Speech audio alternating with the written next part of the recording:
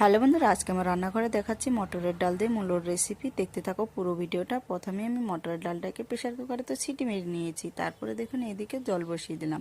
জলের মধ্যে স্বাদ মতো লবণ, কাঁচা লঙ্কা দিয়ে একটু ফুটিয়ে নেব। ফুটিয়ে নেওয়ার পর তারপর দেখুন ডালটা দিয়ে দিচ্ছি সেদ্ধ করা।